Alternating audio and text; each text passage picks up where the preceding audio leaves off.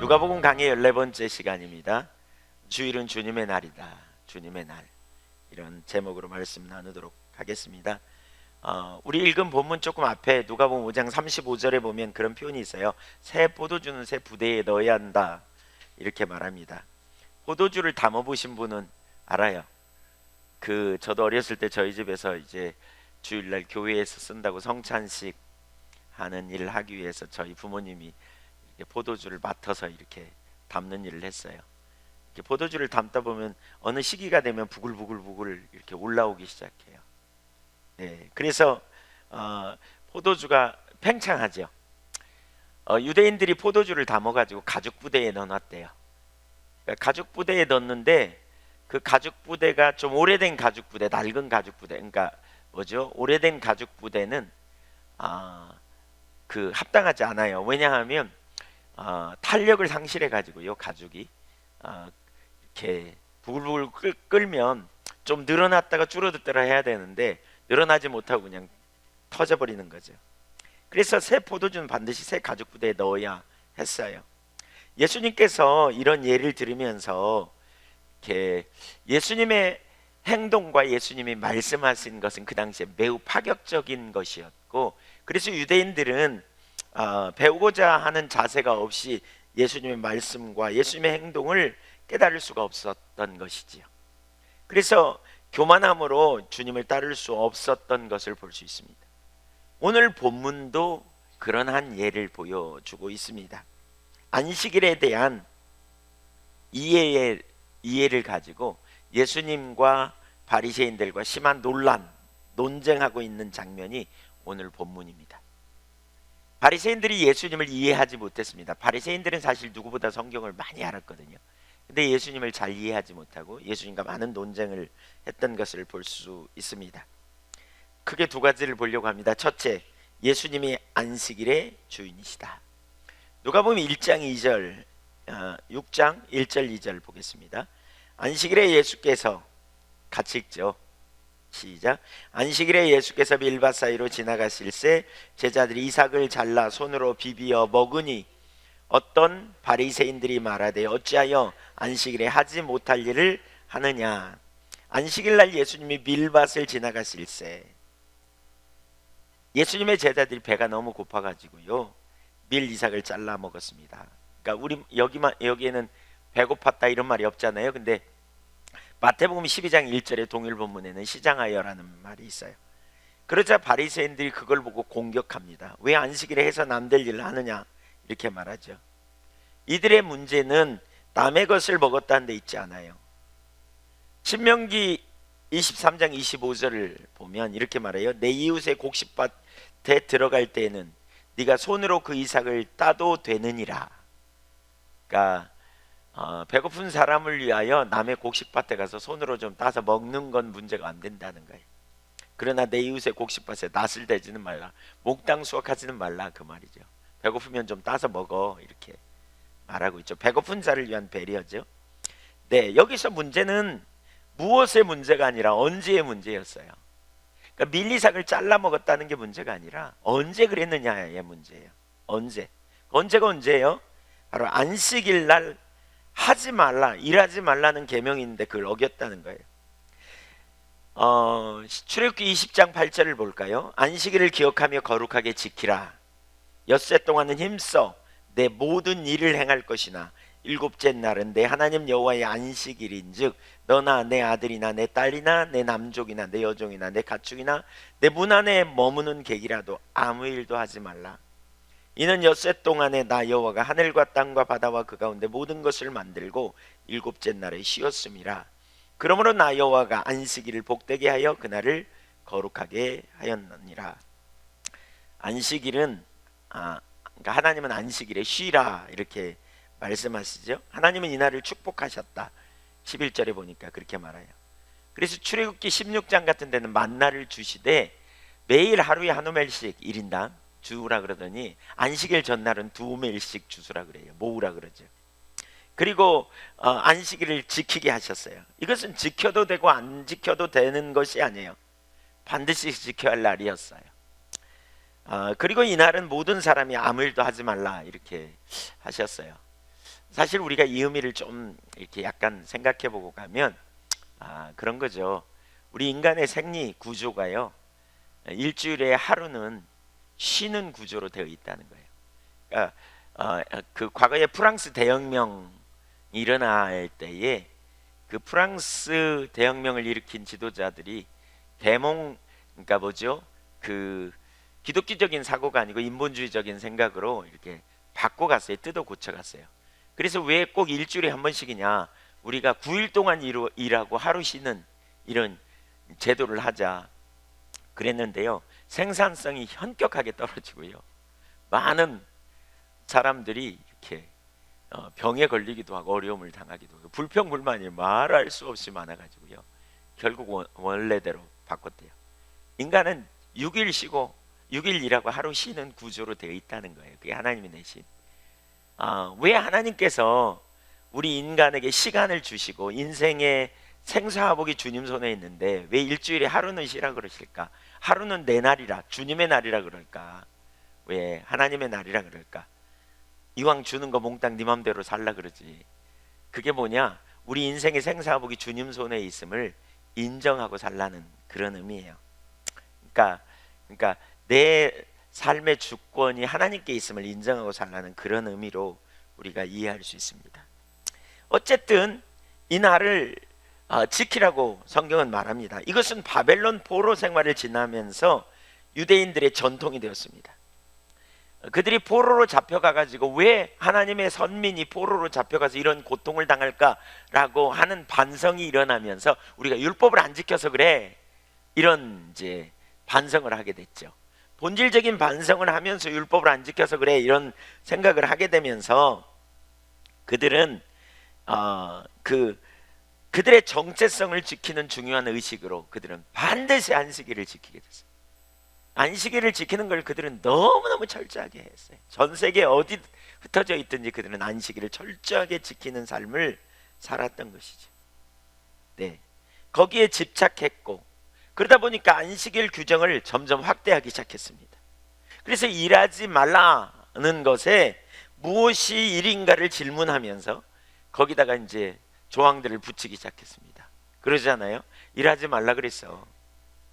그럼 뭐 물건을 좀 옮기는 건 일인가 아닌가? 그럼 물건을 옮기되 몇 g까지 허락되는가? 그래서 500g 넘으면 일이라고 생각했고요. 산책을 하는 것도 일인가? 아니면 걸어가는 것도 일인가? 그래서 동네에다 지게표를 만들어 갖고 거기를 안식일 날은 못 걸어가요. 거기 밖에는 못 걸어가요. 이런 일들, 여러 가지 조항들을 굉장히 많이 만들었다 그래요. 이렇게 예수님 당시 안식일을 엄격하게 지키는 것은 유대인의 중요한 의무 중에 하나였어요. 이건 생사를 다룰 만큼 중요한 의무 사항으로 만들었거든요. 그 주석에 따르면 이렇게 말해요. 율법학자들은 단순히 안식일을 지키는 문제와 관련된 상황들을 제하고서도 문자 그대로 수천 가지의 명령에 대한 미묘한 조항들을 규정해 놓았다. 이렇게 말해요. 그러니까 탈무드나 미슈나나 이런 걸 보면 처음에는 율법이 10가지 계명을 받았지만 그들은 확대 해석해서 613가지로 만들었고요. 나중에 그걸 더 세부 조항으로 나누다 보니까 막 2000가지가 넘는, 안식일에 장미가 꺾어졌어요. 그 장미를 꺾어져서 보기 싫은데 그걸 꺾으면 일이냐 아니냐 이런. 그 이스라엘에 가면요, 이방이 타는 엘리베이터가 있고요, 유대인들이 타는 엘리베이터가 있어요. 그래서 안식일 전이 되면 딱 바꿔요. 바꾼대요. 한층 갔다가 열렸다가 닫혔다가 또 올라갔다 열렸다 닫혔다. 이거 누르면 일이라고 생각하기 때문에. 심지어 안식일에 전쟁도 해서는 안 된다고 생각할 만큼. 병원에 가도 안식일에 환자를 고치는 것도 죽을 병이 아니면 안식일에는 고치면 안 돼. 이런 조항들을 막 이렇게 만들어 놓은 거죠. 굉장히 많은. 그 결과 안식일을 지키는 문제는 예수님 당시에 완전히 형식주의로 전락해 버렸어요. 안식일에는 어떤 일도 해서는 안 된다는 것으로서 안식일의 진정한 의미를 상실해 버린 거죠. 그러므로 그와 같은 문자에 집착하여 원칙과 형식을 고집하는 바리새인들로, 그러니까 바리새인들로부터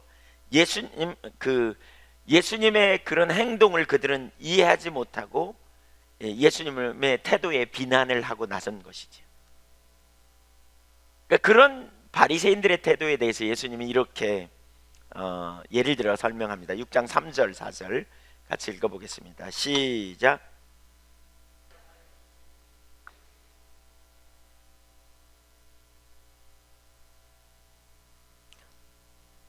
그가 하나님의 전에 들어가서 다만 제사장 외에는 먹어서는 안 되는 진설병을 먹고 함께한 자들에게도 주지 아니하였느냐.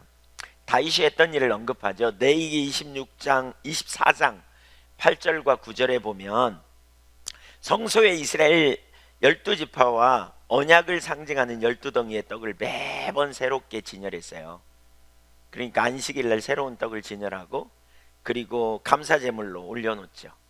하나님이 베푸신 은혜, 또 하나님이 만나를 주신 거, 먹이시는 거, 이런 은혜를 감사하며 12떡을 올려놨어요. 그러다가 이제 안식일이 지나면 제사장과 그걸 꺼내가지고 제사장과 그 가족들이 그걸 먹었어요. 네, 계속. 다른 사람은 먹을 수 없었어요. 근데 사무엘상 21장에 보니까 사울 일행에 쫓겨 도망하던 다윗과 그 부하들이 너무너무 배고파가지고 거기 제사장 아히멜렉에게 갔는데 제사장이 그 진설병 외에는 줄 게 없다고 그러면서 너희가 그 죄를 범하지 않았으면 주겠다 뭐 이렇게 얘기하면서 그걸 주니까 받아 먹었어요.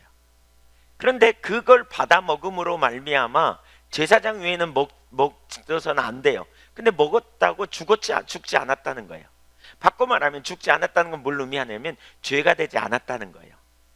그게 하나님 앞에 심각한 죄로 받아들이지 않았다는 거예요.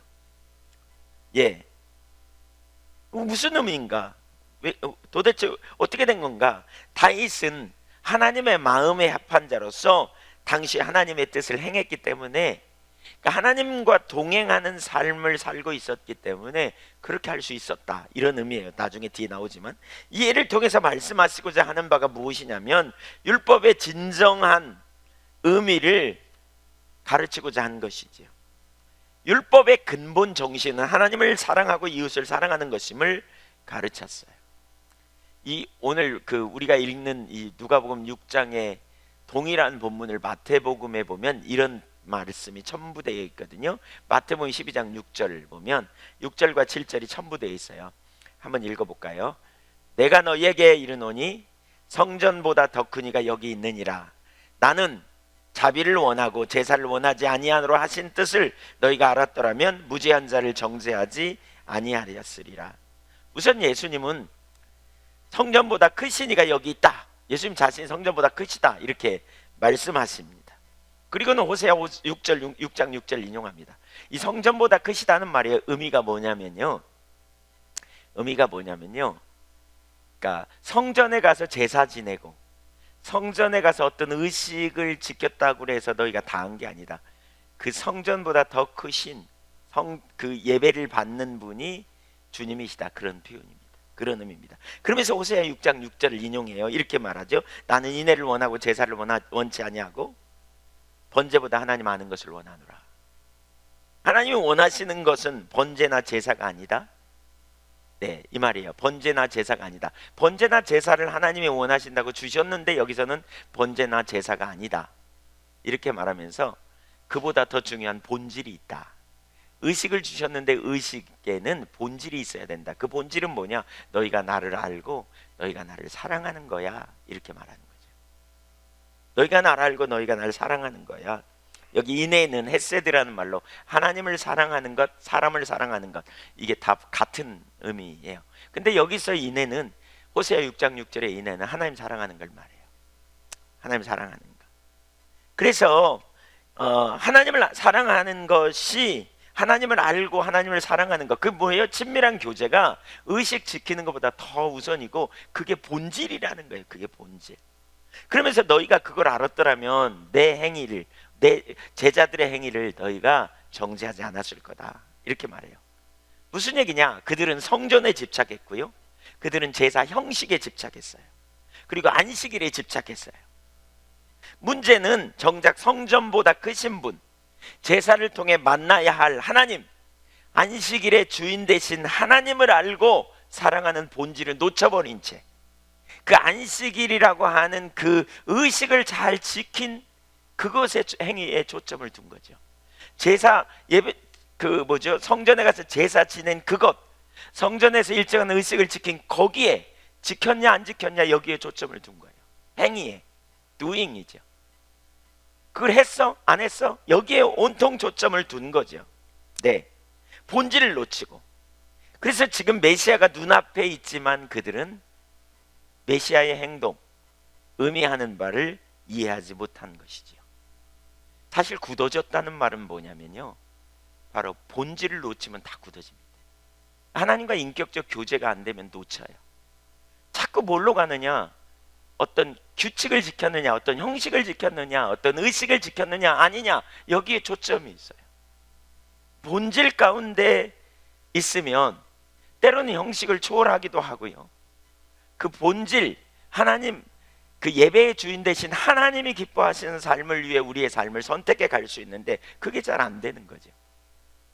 제가 전도사를 두 군데서 했었었는데, 그러니까 교육전도사를 처음 했던 교회는 그 서울대 앞쪽에 있었던 교회예요. 근데 여기 전도사 할 때 그 교회는 이렇게 주일 성수를 목사님이 되게 많이 강조하셨어요. 주일날 빠지면 막 사고 났다 막 이런 간증하는 막 그런 거 아시죠? 주일날 안 빠지고 참석했더니 건강을 하나님이 주셨다 막 이런 간증 많이 하는 그런 교회예요.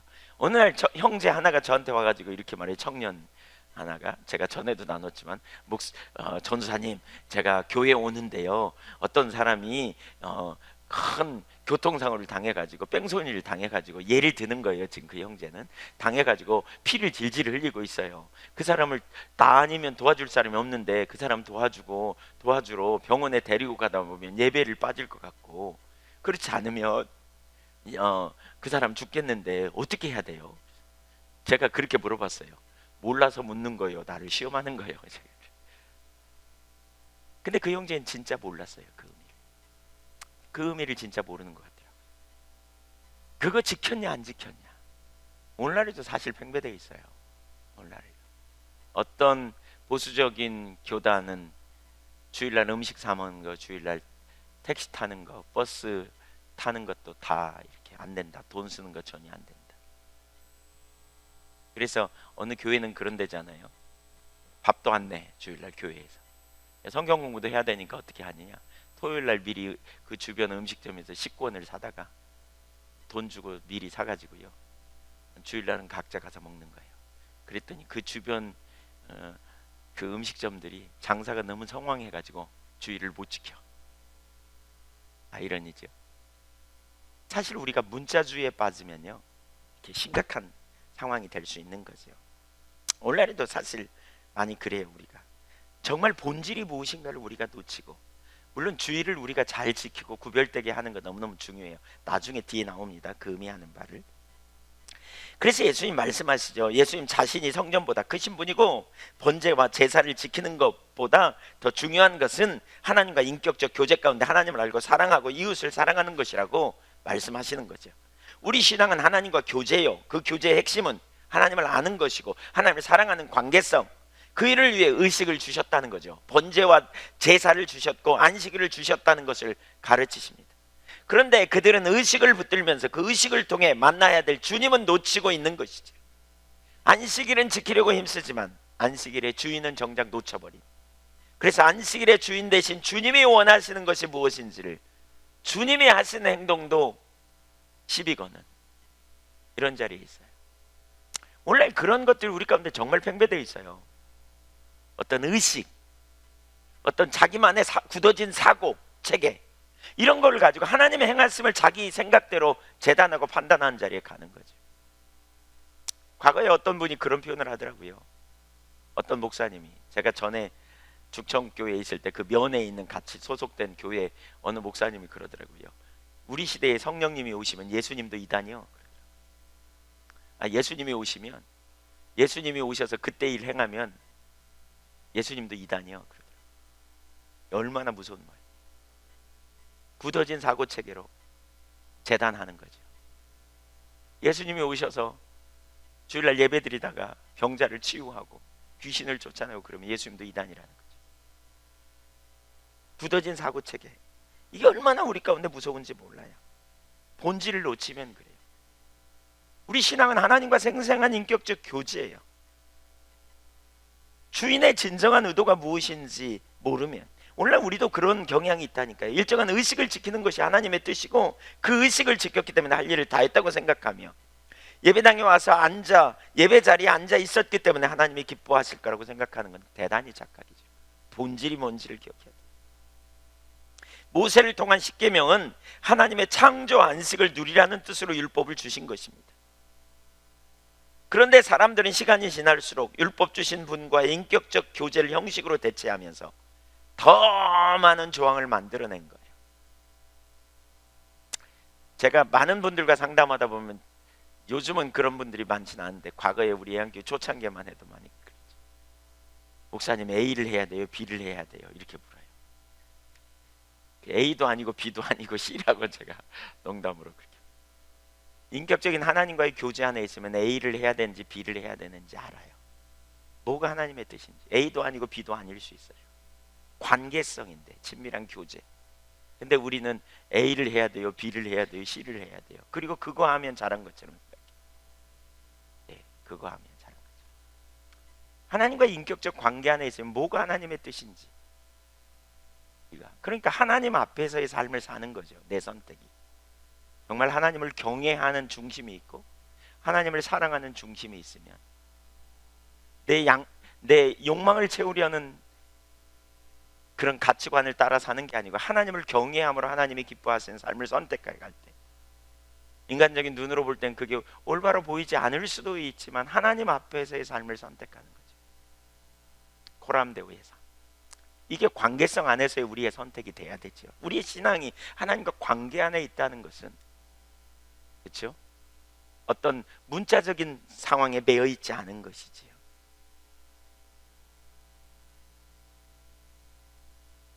그런데 여기 바리새인들은 의식을 붙들면서 그 의식을 통해 만나야 될 주님은 놓치고 있습니다. 안식일을 지키려고 힘썼지만 안식일의 주인은 놓쳐버렸어요. 그래서 안식일의 주인 되신 주님이 이렇게 말씀하세요. 6장 5절 읽어볼까요? 또 이르시되 인자는 안식일의 주인이라. 여기 안식일의 주인은 누구라고요? 예수님이라고. 예수님. 안식일의 권위가 예수님께 있다는 거예요. 곧 안식일을 해석하는 권위는 예수님께 있다는 거예요. 진정한 안식일의 참된 의미는 예수님께 있다는 거예요. 우리가 진정한 안식일을 지키는 참된 기준은 예수님께 있다는 거예요. 바꿔 말하면 예수님과의 관계성 안에 있다는 거예요. 그분이 안식일의 주인이에요. 우리의 주인. 왜 다윗은 진설병을 먹었는데 죽지 않았을까요? 다윗은 하나님과 동행하고 있었기 때문에 그래요. 안식일의 주인 대신 하나님과 동행하고 있습니다. 하나님의 뜻을 위해 살기를 원했고요. 하나님과 함께 하기를 원했고요. 그의 초점은 주님께 있었어요. 다윗은 항상 여호와를 내 앞에 보심이여라고 말씀하고 있어요. 항상 주님을 내 앞에 보심이여라고 말하고 있어요. 우리가 주님을 우리 앞에 모시고 살게 될 때에 때로는 어떻게 해요? 그래서 배고프니까 뭐예요? 진설병이라도 먹을 수밖에 없었던 거죠.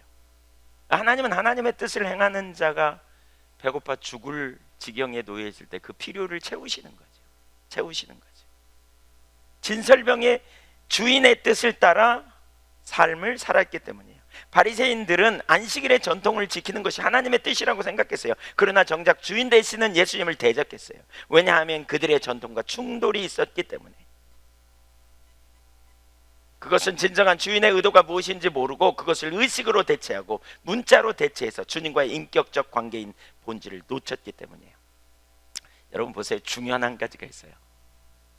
오늘날 이렇게 율법주의를 많이 강조하다 보면요, 자유를 생각해요. 그러면서 이건 다 의식이야, 본질이 중요해, 예수님이 우리의 죄를 담당했어, 이렇게 말하면 보세요, 의식도 놓치고 본질도 놓쳐버리는 자리로 가는 사람들 적지 않아요. 의식도 놓치고 본질도 놓쳐요. 자유라고 그러면서 본질은 뭐예요? 하나님과 인격적 교제예요. 교제가 안 되면 의식마저 놓치면 완전히 옆으로 가버립니다. 교제가 없는 상태에서 본질적으로 하나님을 알고 사랑하는 관계가 없는 상태에서 이런 설교를 잘못 들으면 본질이 중요해 그러면서 뭐 하느냐, 의식 그까짓 거 뭐 아무렇지도 않아 이렇게 하면서 본질도 놓치고 의식도 놓쳐버려요. 그러면 진짜 엉망이 되는 거예요.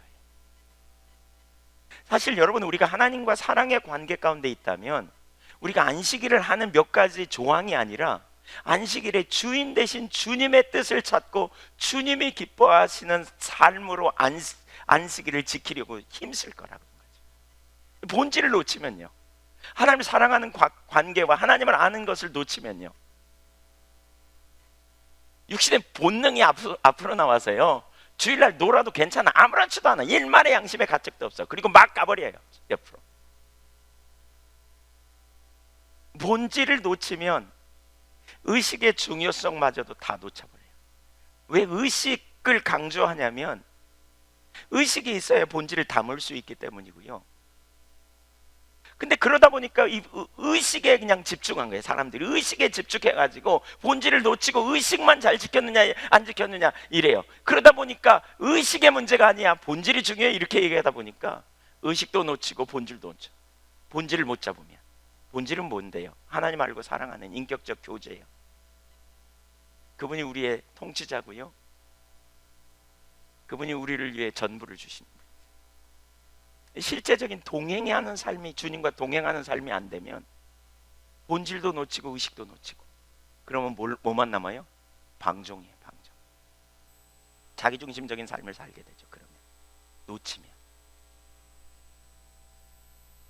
하나님과 친밀한 교제 안에 있는 사람은 자유함이 있고 하나님 앞에서의 삶을 살아요. 하나님 앞에서의 책임 있는 삶, 그렇죠? 책임 있는 삶. 부부간의 관계를 생각해봐도 금방 알 수 있어요. 남편과 아내가 어떤 일정한 의무 조항만 지키면 안 되죠. 본질이 중요하잖아요. 뭐예요? 사랑의 관계예요. 사랑의 관계가 중요해요. 관계가 중요해. 뭐 형식이 중요한가? 그리고 맨날 바람 피고 나가 놀면 어떻게 돼요? 심각하죠, 그 관계는. 본질이 없이 의식이 없으면 둘 다 놓칠 수 있어요. 양쪽 극단으로 빠지게 되는 거죠. 우린 이걸 잘 기억해야 돼요. 예수님이 인자는 안식일의 주인이라는 말의 의미가 뭐냐? 이거죠. 바리새인들은 그 전통을 지키느라고 주인을 놓쳤어. 그러니까 진정한 주인의 의도가 무엇인지를 모르고 그것을 의식으로 대체해 본질을 놓쳤다면, 우리에게 진짜 필요한 게 뭐냐? 시간이 지날수록 그러니까 인격적인 주님과의 친밀한 교제가 되게 중요해요. 예수님이 안식일의 주인이세요. 오늘날 우리 기독교는 안식 후 첫날, 곧 예수님이 부활하신 날을 구별하여 지킵니다. 그래서 이 날을 뭐라 그러냐면 주일, 로드스데이. 로드라는 말은 주님이라는 말이죠. 주님의 날이라고 불러요. 우리가 지키는 날을 뭐라고요? 주님의 날이라고요. 그러니까 저는 이렇게 생각해요. 일요일 하지 말고요, 주일이라고 우리는 말해야 돼요. 주일. 누구의 날? 바꿔 말하면 뭐 해야 될지 금방 알아요. 이 말을 들으면 주일은 주님의 날이에요. 주일은 형식적으로 예배드리는 날로 멈춰서는 안 돼요. 이 날에 우리는 주인 대신 주님 앞에 나가야 돼요. 초점을 주님께 두고 주님의 음성을 듣기 원하고 주님을 기쁘시게 하려는 자리에 서야 하는, 우리가 피조물임을 인식하고 창조주이신 구원자이신 주님의 임재를 사모하여 주님의 은혜를 구하고 주님의 길을 따라가기 원하고 주님과 동행하기를 원하는, 주님과 만남이 있기를 원하는 그런 날로 보내야 된다는 거예요. 초점을 주님께 두는 거예요. 주님의 뜻이 무엇인지, 주님의 길이 무엇인지, 주님의 의도가 무엇인지, 그리고 주님이 기뻐하시는 뜻을 따라 사는 날, 이게 바로 주님이지요. 주일이죠. 우리는 주일을 어떻게 보냅니까? 하나님과 특별한 교제를 나누는 날인가를 생각해 봐야 합니다. 예배를 통해 하나님을 높이고 행하심에 감사를 드리고 찬사를 드리고 하나님을 찾고 하나님과 만남이 있는 날, 그분의 의도와 그분의 목적을 깨닫고 그분의 길을 찾을 때, 그때 거기서 진정한 안식이 있죠. 제가 과거에 우리 건축하면서 막 여러 가지 어려움이 있었어요. 막 이분 저분이 전화도 하고 제가 너무 복잡했어요. 그때 뉴웨이브 스쿨 강의하고 있었더니 제가 너무 머리가 복잡하다 그랬더니 어떤 분이 낚시를 가라 그러더라고요. 낚시에 탁 바다에 아니면 물에다가 낚시를 탁 담그면 다 생각을 잊어버린다고. 근데 저는 낚시 담근다고 생각 잊어버릴 것 같지가 않고요. 또 설사 잊어버린다 그래도 그건 해결책이 아닌 것 같아서 그건 아닌 것 같다고. 머리가 너무 혼돈스러운데 저녁에 기도해야 하는데 들어가서 숙소에 가서 쉴까 그러다가 예배당에 앉아 있었습니다. 2시간 기도하는데 1시간 동안은 온통 머리가 복잡하고 혼돈스러워 가지고요. 길이 안 보였습니다. 근데 어떤 순간 주님을 집중해서 그럼에도 불구하고 찾는데 하나님 임재를 확 경험하고 제 초점이 주님께 가는 순간이요. 모든 염려가 순식간에 사라지더라고요. 모든 두려움이 사라지고 혼돈이 내려지고 내게 소중한 건 문제 해결이 아니라 주님이 나와 동행하시는 것이라는 사실이에요. 주님의 임재가 나와 함께 하는 것, 내가 주님의 임재를 의식하는 것, 이게 중요하다는 사실을 그 순간에 순식간에 깨달았어요. 그분의 임재 안에 있을 때 우리 안에 진정한 안식이 있어요. 주일이 그런 날이에요. 주님을 찾고 구하고 주님의 의도와 뜻이 뭔지 찾고 주님이 기뻐하시는 뜻이 무엇인지를 알고 그 일을 위해 우리의 삶을 드리고 또 그 일을 위해 우리의 행동을 하고 나아가는, 이게 주님의 날이에요. 이게 주님의 날. 주님이 기뻐하시는 뜻이 뭔가, 이걸 생각하는 거죠. 안식일은 그런 날이에요. 우리의 초점이 주님께 집중되면 무슨 일이 벌어져요? 두려움이 사라져요. 우리의 초점이 주님께 가 있으면요, 염려가 내려져요. 조급함이 사라지고요, 평강이 있어요. 넉넉한 마음이 부어져요. 사랑할 수 있는 마음이 부어지죠. 안식일은 그런 날이에요. 쉬지만 주님께 집중하는 날. 안식일은 노는 날이 아니에요. 안식일은 하나님을 만나는 날, 하나님과 동행하는 날. 오늘날 우리가 지키는 주일은 바로 그런 날이에요. 예배 점 찍듯이 찍고 나가서 놀러 나가는 날이 아니에요. 놀 수 있어요. 저는 그렇다고 봐요. 그럴 수 있다고 생각해요. 가족끼리 함께 교제 가운데 하나님이 기뻐하시는 뜻을 이루고 나누고, 그럴 수 있다고 생각해요. 그럴 수도 있다고 생각해요. 그러나 주님과 동행하는 이런 삶이 우리 가운데 얼마나 중요한지 몰라요. 주님은 안식일의 주인이신 권위로 말씀하세요. 안식일의 제자들이 하나님의 뜻을 따르다가 지치고 배고플 때 그 필요를 채우는 것에 대해 책임을 묻지 않으시거든요. 마가복음 2장 27절에 보면 이 안식일 논쟁에 대해서 동일한 본문은 이렇게 말해요. 또 이르시되 안식일이 사람을 위하여 있는 것이요 사람이 안식일을 위하여 있는 것이 아니니 이러므로 인자는 안식일에도 주인이니라. 안식일은 사람을 살리기 위해 있다는 거죠. 사람이 안식일을 위해 존재하는 게 아니에요. 그래서 우리는 주일에 사람을 격려하고 사랑하고 축복하는 일을 해야 돼요. 사람을 세워주는 일을 해야 돼요. 사랑하고 섬기는 일. 그래서 주일에 주님을 만나 위로받고 주님 안에서 안식하고, 또 그 안식이 있다면 우리가 서로를 격려해주고 세워주고 가족들을 세워주고 돌봐주는 일이, 권면을 받아 하나님의 길로 행하도록 이끌어주고요, 세심하게 배려해주고, 이런 게 안식일이라는 거예요. 안식일, 이게 주일이에요. 그런데 주일날 교회 와서 짜증내고 불평하는 자리에 있어서는 안 돼요. 또 함께 모여서 얘기하다 보니까 남 후욕하고 비판하는 자리에 가면 안 되는 것이지요. 안식일은 사람을 살리는 날이에요. 서로 감사하고 존중히 여기는, 그것이 주인 되신 주님의 뜻을 이루는 날이라는 거지. 그렇게 되기를 원합니다.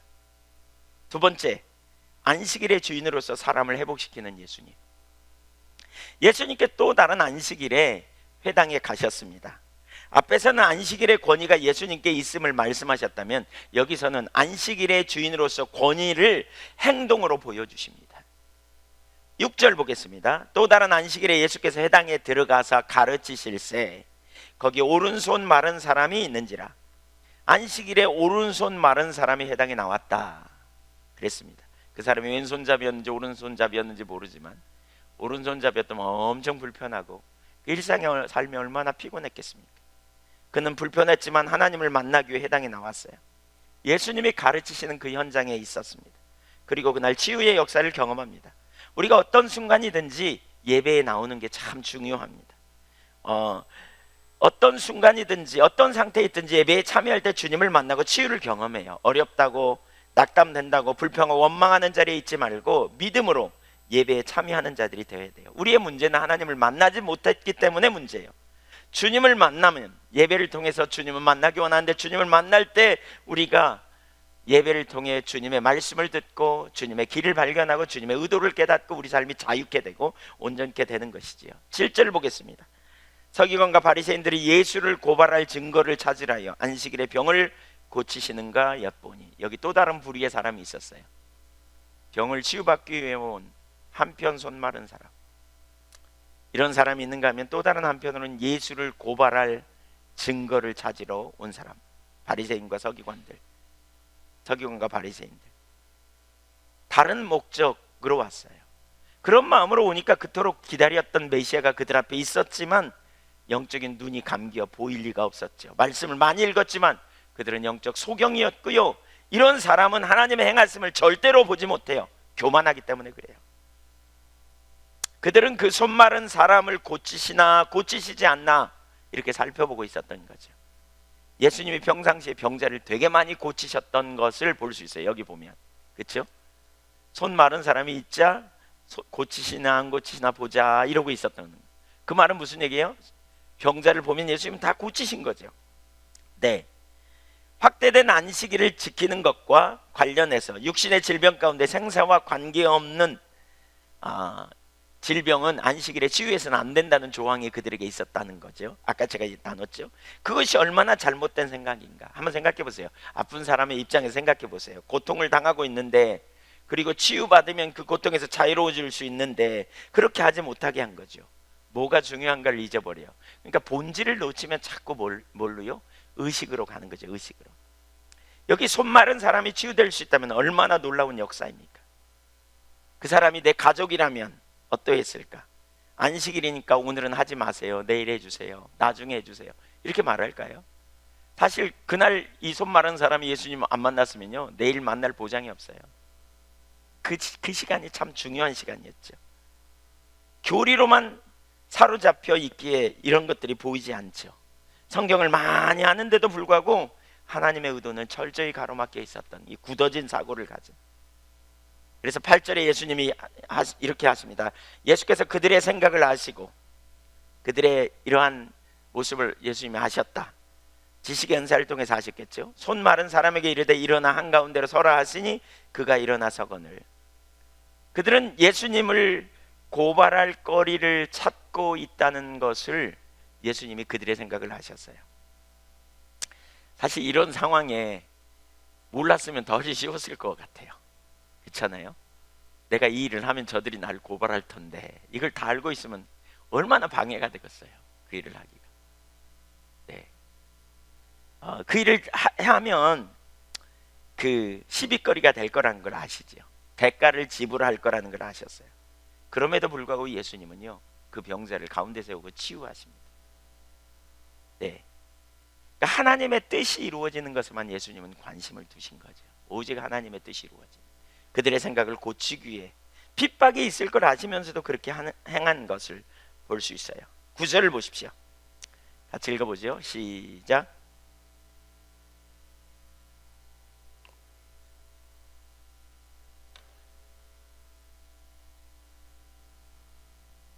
예수님은 그 사람을 딱 가운데다 세워요. 손 한편 손 마른 사람을 딱 가운데다 세우고 이렇게 물어요. 안식일에 선을 행하는 것과 악을 행하는 것, 둘 중에 하나를 선택해 보라는 거죠. 생명을 구하는 것과 죽이는 것, 어느 것이 옳으냐? 답은 너무 뻔해요. 뭐예요? 생명을 구하는 것과 선을 행하는 게 옳아요. 답은 너무나 뻔해요. 근데 놀라운 사실은요, 바리새인들은 대답할 수 없었다는 거예요. 대답을 못할 뿐만 아니라 할 수도 없었어요.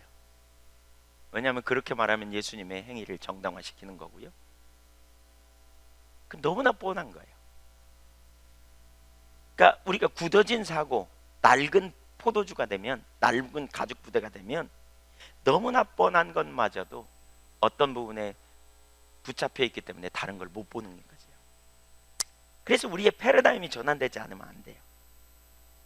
무엇이 문제냐? 그들이 잘못된 것에 집착되고 있기 때문에 진정한 의미가 보이지 않아요. 형식에 집착된, 본질을 놓치니까 본질 대신 주님과, 그러니까 하나님과 사랑의 관계 가운데 있지 않으니까 껍데기에 집착하느라 본질을 잃어버린 거죠. 이런 말씀 앞에서 그들이 깨달아야 했어요. 그러나 깨닫지 못해요. 그래서 겸손이 중요해요. 우리가 아는 것이 다가 아님을 분명히 인식해야 해요. 비본질적인 것을 가지고 다투고 논쟁하기 때문에 하나님의 놀라운 일을 담아낼 수가 없어요. 어떤 일을 하다 보면 우리가 형식에 집착하고 형식에 매이다 보면 본질을 놓치는 경우가 참 많다는 생각을 해요. 이번에 우리 크리스찬 스쿨을 세워가면서 하나님께서 우리가 생각하는 것보다 훨씬 큰 밑그림을 그리는 것 같아요. 그 밑그림이라는 게 뭐냐면 연합을 자꾸 하게 하세요. 이렇게 지금 되어져가는 과정이 그런 것 같아요. 연합을 하게 하세요. 그 연합을 하게 하는 과정에 제가 보면서 이런 걸 참 많이 느껴요. 연합을 한다는 게 참 어려운 게요, 기득권을 포기해야 돼요. 그냥 우리끼리 하면 큰 문제가 없는데 선한교육단체도 만나게 하시고, 또 그 학교 건물을 사용하도록 해주신 목사님과도 이렇게 조율이 필요하고, 또 그 동네에 계시는 분과도 이렇게 좀 조율이 필요하고, 이러다 보니까 이렇게 자꾸 뭔가 기득권을 포기하는, 제가 하나님 앞에서 이번 주간에, 지난 주간에 그런 생각을 많이 했어요. 학교에 대한 문제. 그래서 이렇게 생각을 했어요. 하나님 앞에 이렇게 기도했어요. 하나님, 본질적인 이 학교가 담아내야 될 본질의 문제만 아니면, 본질의 문제가 아니면 비본질의 문제는 뭐 그렇잖아요. 누가 어떻게 되든지 상관없이 비본질의 문제는 담아내고 같이 가겠습니다. 본질의 문제가 아니면, 학교의 온전한 그 교육 철학, 올바른 가치관, 그렇죠? 이 정체성의 문제만 아니면 그렇게 담아내서 같이 가야 되지 않겠는가. 우리 중심이 아니어도 괜찮아요. 네, 주님의 일이 이루어지면, 다음 세대가 잘 세워질 수 있다면. 그렇지 않나요? 그런가요? 네, 그렇게 돼야 된다고 생각해요. 그렇게 돼야 된다고 생각해요. 그러려면 자꾸 뒤로 물러나야 돼요. 그러려면 자꾸 우리가 본질에 있어야 돼요. 하나님과의 관계성에 있어야 돼요. 관계성에 있으면 하나님의 뜻이 이루어지면 충분하고 좋게요. 이게 정말 필요한 것 같아요. 무엇보다. 만약에 우리가 거기 형식에 초점을 두고 누가 거기에서 주도권을 잡느냐의 문제를 두고 이렇게 나가다 보면 사실 본질을 담아내는 거는 마저도 어려울 수 있다. 일이 안 되겠다. 그런 생각을 하게 됐어요. 본질이 중요해요. 비본질적인 것들을 내리고 철저하게 본질을 담는, 주님의 일을 담아내기 위해서 초점을 본질에 두는, 그래야 하나님 크기의 일을 담아낼 수 있다고 봐요. 하나님께서 우리 예언교회 가운데 여러 가지 일들을 행하실 때 우리가 그러한 자리에 있지 않으면 진정으로 하나님의 영광을 담아내기가 어렵습니다. 우리 서로 마찬가지입니다. 교회 안에서도 누가 앞서서 나가고 누구 이름이 나오느냐가 아니라 하나님의 뜻이 이루어지는, 그 하나님의 의도가 성취되는, 여기에 초점 두지 않으면 일은 잘 이루어질 수 없는 거죠. 여기서 예수님은 안식일의 진정한 의미가 무엇인지 가르치고 있죠. 그 손마른 사람은 굳은 사고를 가지고 대적하는 사람들 가운데 이제 섰습니다. 예수님이 그를 세웠습니다. 그리고 그 사람을 향해 하나님의 마음을 생각해 보라, 이렇게 말하는 거죠. 이 사람이 낫는 게 하나님의 뜻이냐, 이 사람이 고침받지 않는 게 하나님의 뜻이냐. 그러면 그러겠죠. 내일 하면 되지 않냐고. 내일. 여러분, 그 순간이 중요해요. 하나님 행하시려는 그 순간이 중요해요. 그 타이밍이, 그 순간. 하나님의 의도가 무엇인지, 안식일의 주인 되신 하나님의 마음이 어떤지 생각해보라, 그 말이죠. 물을 필요도 없이 선을 행하는 것, 사람 살리는 것, 생명 구하는 것, 그것이 주님의 뜻이고 그것이 안식일의 주인 되신 주님의 뜻이에요. 다른 말로 하면 우리가 매번 지키는 주일의 진정한 의미가 바로 그거예요. 주님의 마음을 이해하고 행동하는 날이고 주님의 뜻을 이루는 날이어야 돼요. 그런 다음 그 사람을 치유하시죠. 10절에 보세요. 같이 읽어보겠습니다. 무리를 둘러보시고 그 사람에게 이르시되 내 손을 내밀라 하시니 그가 그리하며 그 손이 회복된지라. 네 손을 내밀라 그랬더니 치유돼 버렸어요. 와, 너무 놀라운 일이 일어났죠. 네. 안식일의 권위에 대해서 말로 설명했다가 여기서 뭐예요? 그 능력을 나타내신 거예요. 행동으로 보이신 거예요. 안식일의 주인의 뜻이 무엇인지를 보여주는 거예요. 네. 여기서 우리가 몇 가지를 생각해 볼 수 있는데, 하나는 그 손 마른 사람의 믿음이에요. 믿음. 손을 내미는 일에 믿음이 필요했을 거예요. 한번 생각해 보세요. 손이 말랐어요. 다른 사람과 다른 손을 갖고 있단 말이에요. 빼짝 말랐고, 이렇게 뭔가 이렇게 비정상적인 상태에 있어요. 그걸 다른 사람에게 보이고 싶을까요? 그것도 대중 앞에 서서 보이고 싶겠느냐? 이건 정말 쉽지 않을 거예요. 숨기고 싶었을 거예요. 그러나 그는 말씀을 따라 주님 앞에 섰고 기다렸고 말씀을 따라 손을 내밀었더니 치유가 일어났다는 거예요. 우리가 주님을 따를 때 숨기고 싶고 감추고 싶은 것들이 참 많이 있죠. 그러나 주님이 우리를 드러내실 때 우리는 믿음으로 반응하고 나가야 치유가 일어나요. 내적 치유할 때 보면 많은 사람들이 과거의 아픔을 숨기려고 합니다. 잘 드러내지 않습니다. 근데 보니까요, 드러내는 만큼 치유가 일어나더라고요. 우리가 신앙생활 하면서 어떤 비밀을 간직하려고 하면 참 쉽지 않습니다. 그래서 저는 지체가 되라고 제가 자꾸 권면합니다. 지체가 되는 게 뭐예요? 서로가 필요하다는 거죠. 우리는 마귀가 하나님의 사람들을 유혹할 때 되게 비밀스럽게 유혹해요. 그래서 우리는 지체가 돼서 유혹이 오는 순간에 하나님의 사람에게, 신실한 사람들에게 그 비밀을 털어놓고 그 유혹이 있음을 털어놓고 도움을 청하며 나가는 일이 되어져야 돼요. 예수님이 이렇게 말씀하죠. 그러니까 성경이 이렇게 말하죠. 너희 죄를 서로 구하고 병낫기를 위해 기도하라. 너희 죄를 서로 구하라 이렇게 말해요. 우리 신앙생활하면서 이런 믿음이 필요해요. 치유받는 일에는 믿음이 필요해요. 주님의 말씀 앞에 우리 자신을 오픈하고요. 갈등이 있으면 그걸 나누고요. 그럴 때 진정한 치유와 회복이 우리 가운데 일어나요. 두 번째, 안식일에 여기서 살펴볼 또 한 가지는 안식일의 주인 되신 예수님은 안식일에 손 마른 자를 공개적으로 치유하셨어요. 이것은 아무나 할 수 있는 일이 아니었어요. 안식일의 주인이 아니면 불가능한 일이었어요. 본질을 잃어버리고 형식을 붙들고 있으면서 우월의식에 빠져서 예수님마저 판단하는 바리새인 앞에서 예수님은 안식일의 주인의 능력을 나타내 보이심으로 그 의도를 분명히 드러내셨습니다. 기억하십시오. 주일의 주인이신 주님은 저와 여러분을 고치기 원하십니다. 그게 주님의 의도예요. 주일의 주인이신 주님은 저와 여러분을 회복시키기 원하세요. 주일의 주인이신 주님은 상한 자를 고치기 원하고요, 눌린 자를 자유케 하기 원하세요. 이게 하나님의 의도예요. 주일의 주인이신 주님은 어떤 사람을 자유케 하기 원하고 어떤 사람이 눌린 상황에서 도움을 받아 회복되기를 원하시는 것이 하나님의 의도예요.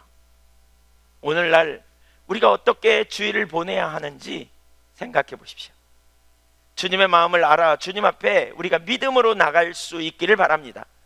믿음으로 우리를 치유하시는 주님께 우리의 수치스러운 상처, 약함 있는 모습 그대로 드러내 보이십시오. 주일의 주인이신 주님께서 우리의 약함을 싸매시고 위로하시고 치유하기를 기뻐하십니다. 또한 우리는 주님의 날에 주님이 기뻐하시는 일을 해야 합니다. 주님의 날에 중요한 한 가지는 주님과 눈맞춤이 있고 주님과 동행하고 주님이 기뻐하시는 일을 선택하는 것이라면, 또 다른 한 부분의 중요한 부분은 주일에는 우리가 돌봐야 될 사람을 돌보는 겁니다. 싸매야 될 사람을 싸매는 겁니다. 상한 마음이 있는 사람들을 격려하고 위로하고 세워주는 일을 하는 것입니다. 이웃을 사랑하고 이웃을 위로하는 일, 하나님이 기뻐하시는 일을 행하는 것입니다.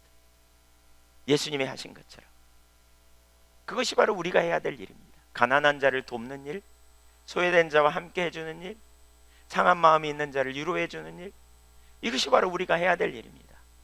그것이 주일의 주인 되신 주님의 뜻이고 주님이 기뻐하시는 삶의 방식입니다. 주님은 저와 여러분을 그 자리를 초청하고 계세요.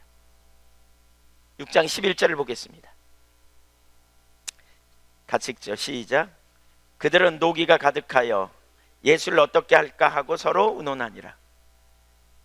예수님이 그 손 마른 사람을 통해서 안식일의 진정한 의미, 주님의 뜻이 무엇인지 알게 하기 원하셨어요. 그래서 그를 치유하셨어요. 이 모습을 보면서 바리새인들은 무슨 일을 했다고요?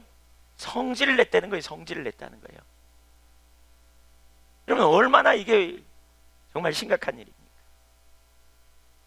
왜 마음이 굳어지면 안 되냐면요, 하나님의 일을 대적해요. 하나님의 뜻과 정반대로 가버려요. 바리새인들은 안식일의 진정한 의미가 무엇인지 전혀 몰랐고요, 안식일의 주인 되신 하나님의 의도를 깨닫기보다 오히려 노기가 가득했어요. 확실히 교만은 패망의 선봉이에요. 굳어진 사고체계가 우리가 어떤 영향력을 끼치는지 우리가 봐야 돼요.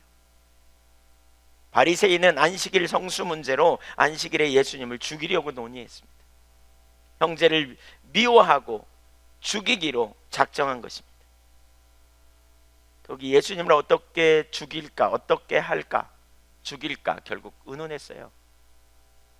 예수님을 시험하려고, 예수님을 연약함을 잡아서, 예수님의 뭔가 잘못된 걸 잡아서 고발하려고 모였던 그들은 정말 놀라운 능력의 역사를 보고도 결국 그들이 생각해낸 건 예수님을 어떻게 죽일까 의논했다니까요. 본질을 놓치면 이 자리에 가요. 신앙의 본질이 얼마나 중요한지 몰라요. 결국 하나님과의 친밀한 사랑의 교제, 하나님과 동행하는 삶. 주일의 주인이신 예수님 뭐라 그럽니까? 너희가 서로 사랑하라. 내가 너희를 사랑한 것처럼 서로 사랑하라 그러셨어요. 우리가 주일에 주님의 뜻을 따라 서로 사랑하는 자리에 있기를 원합니다.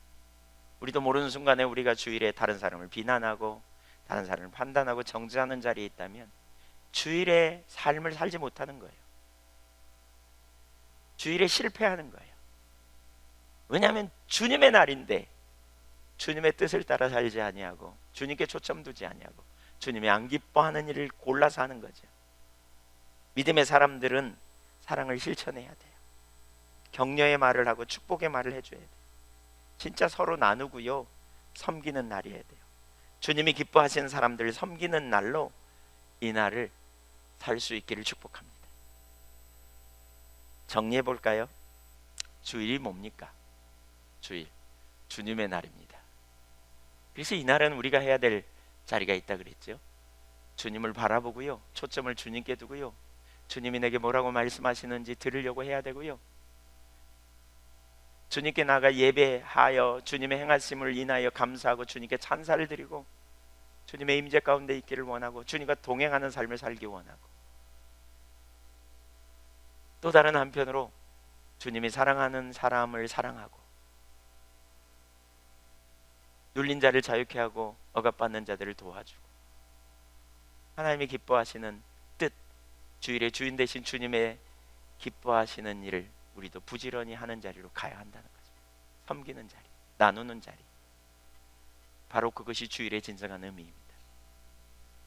이 의미를 깨닫지 못하면, 문자주의에 우리가 사로잡히면 어떤 행식을 했느냐, 형식을 지켰느냐 안 지켰냐에 초점을 두고 본질 없이 거기에만 집착하면 굳어집니다. 일정한 규칙을 지키는 것 여부에 따라 자기 신앙이 좋거나 나쁘거나 하다고 생각하고, 신앙의 본질인 주일의 주인 되신 주님의 뜻과는 전혀 상관없이 살아갑니다. 자기 생각과 자기 개념대로. 매우 심각합니다. 이보다 더 심각한 경우는